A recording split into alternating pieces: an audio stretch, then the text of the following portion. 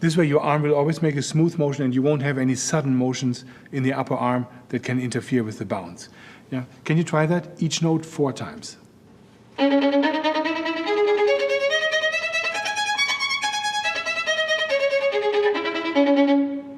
Very good.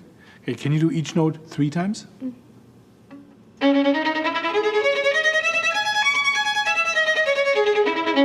Good. Now let's practice it each note 2 times. Very good.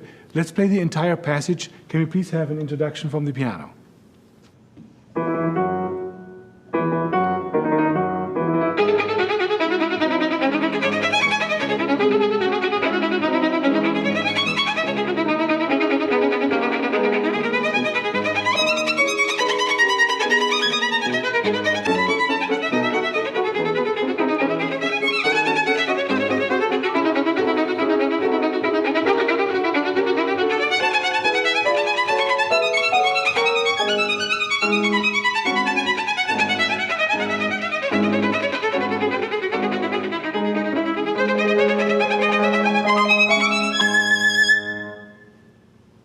Very good. That's very clean.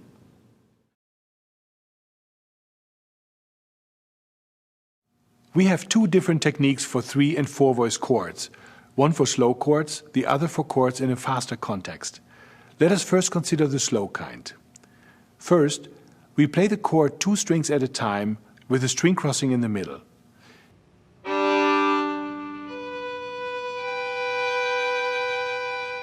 When you begin the chord on the bottom string, you have to make sure that you start on both strings at the same time.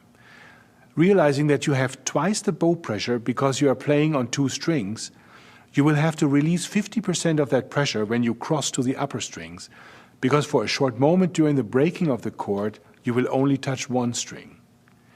If you don't release the pressure during the string crossing, you risk a scratch. Once you arrive on both upper strings, you can put the full pressure back on, make sure it is evenly distributed with 50% on each string. Now to the fast chords. First we practice landing on the top 2 strings from the air with a lot of bow speed.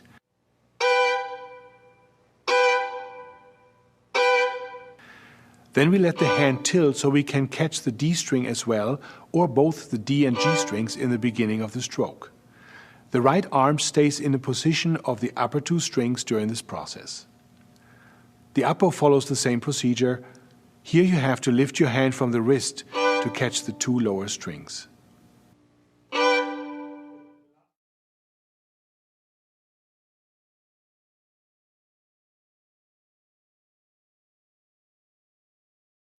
Jonathan, we're practicing slow chords with 4 voices. They're chords that sound like this.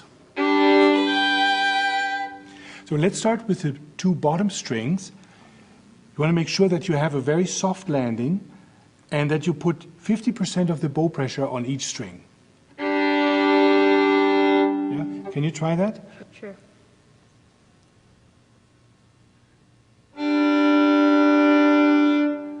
Very good. So this way the strings have equal bow pressure.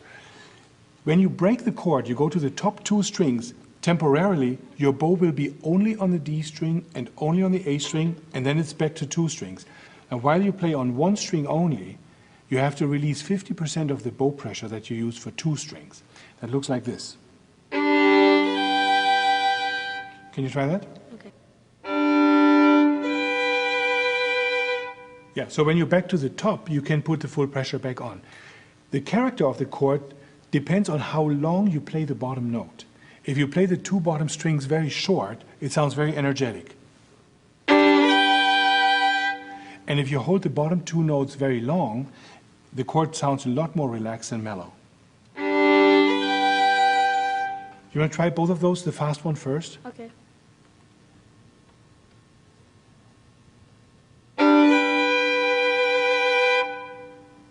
And now the slow one?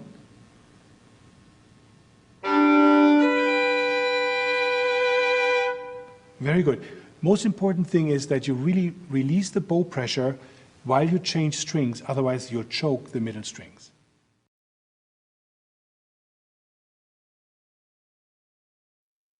We're practicing 3-voice chords, and we want to start with the top 2 strings with a lot of bow speed from the air. Very good. When you land with a fast speed at a very flat angle, you want to make sure that both strings get 50% of the pressure. Excellent. Now, in order to catch the D string, all you have to do is lower your wrist and keep the upper arm on the level of the top 2 strings. The up bow works the same way. You hit the string with a lot of bow speed about the middle of the bow. And then you raise your wrist to catch the D string as well. Very nice. Now let's do a few strokes in a row.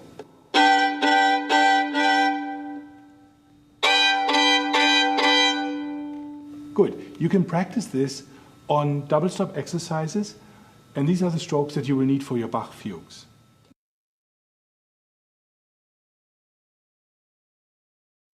Hi, good morning. Hi. We're practicing the Bach chaconne, the beginning chords, and I first want to revisit the pressure release that we need every time we break a chord. When you're on 2 strings and you break the chord across the middle string, you're temporarily only on 1 string, and for that very short moment you have to release 50% of the bow pressure. It sounds like this. Can you try that?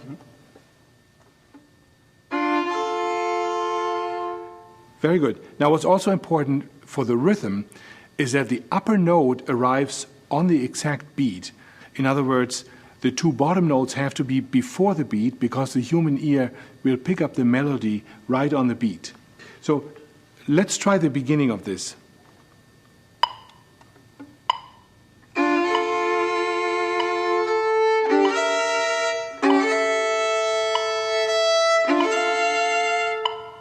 Very good.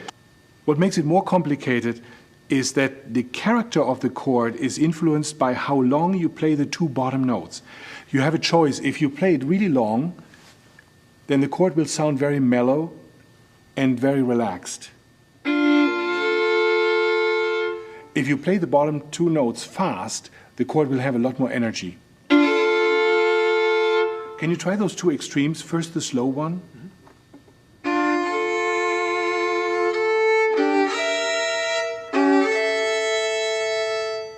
Very good. Now try the fast one.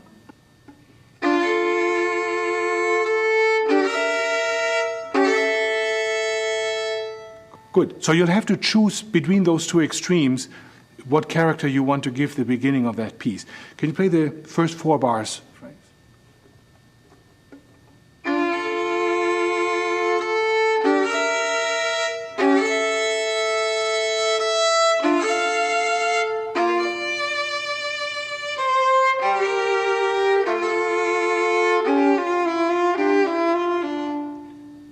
Very nice. The beginning of the first variation has a chord in it that starts on the 2 bottom strings, goes up to the A and E string, but then has to go back to the D string because the melody continues on the D string. So you have to do that without much bow pressure, and all of it has to happen before the beat. Can you start the beginning of the first variation?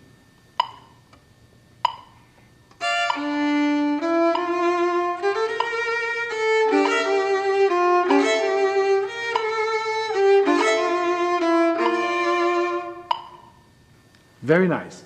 So what's important here is the pressure release, that every time you abandon the double stop, you have to release 50% of the bow pressure in order not to choke the middle strings.